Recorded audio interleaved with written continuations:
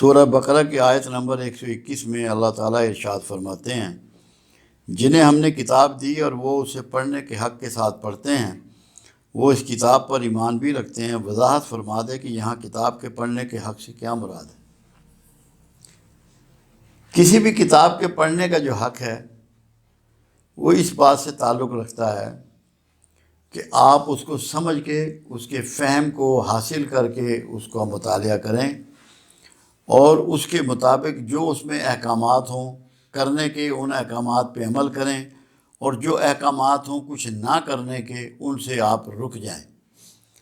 یہ کتاب کا حق ہے۔ کتاب کا حق یہ نہیں ہے کہ اسے اونچی جگہ پہ رکھ دیں اور شگون لینا ہو یا کوئی استخارہ کرنا ہو تو اس کو اتار لیں، یا کوئی تعویذ بنانا ہو تو اس کو اتار لیں۔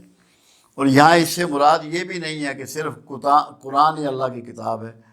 اللہ کی جتنی کتابیں اتری ہیں، جو اس کے تلاوت کا اور قرأت کا طریقہ تھا، وہ سب کے لیے یکساں ہیں۔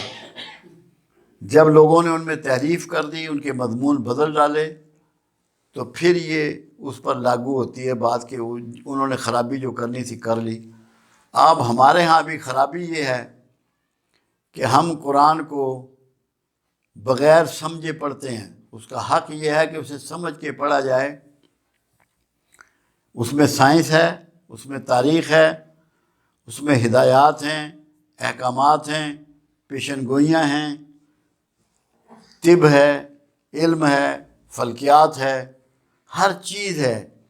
اللہ یہ چاہتا ہے کہ تم میری کتاب کو اس طرح پڑھو کہ جو علوم اس میں نے تمہیں دیے ہیں، جو احکامات دیے ہیں، اس کو صحیح معنوں میں اس کا فہم حاصل کرو اور اس کے مطابق اپنی زندگیوں کو گزارو، انفرادی بھی اور اجتماعی بھی، ذاتی بھی اور معاشرتی بھی اور حکومتی بھی۔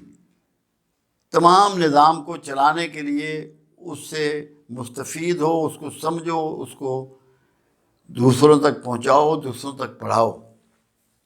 عثمان غنی رضی اللہ تعالیٰ عنہ کا قول مبارک تھا کہ تم میں سب سے بہتر وہ ہے جو خود تعلیم قرآن کو سیکھے اور لوگوں تک قرآن کی تعلیم کو عام کرے۔ تو قرآن کو سیکھنا ہے اور تعلیم کو عام کرنا ہے۔ اس کو تو ہم نے مظلوم کتاب بنا دیا ہے کہ ہمیں پتہ ہی نہیں ہوتا کہ ہم کیا پڑھ رہے ہیں اور پڑھے جا رہے ہیں۔ یہ ثواب کی کتاب نہیں ہے، حکمت و ہدایت کی کتاب ہے، کائنات کو بدلنے کا نسخہ ہے، تقدیر بدلنے کی کتاب ہے۔ اللہ یہی چاہتا ہے کہ آپ میری کائنات میں تبدیلیاں لائیں، اس کو خوشگوار بنائیں، خوبصورت بنائیں، پرامن بنائیں، محبت کا گہوارہ بنائیں بذریعہ قرآن۔ تبدیلیوں کی کتاب جو ہے وہ قرآن حکیم ہے، جس پہ یہ وضاحت آپ کو دے رہا ہوں کہ حق سے کیا مراد ہے۔ حق سے مراد یہ ہے کہ اس کو سمجھو اور اس پر عمل کرو۔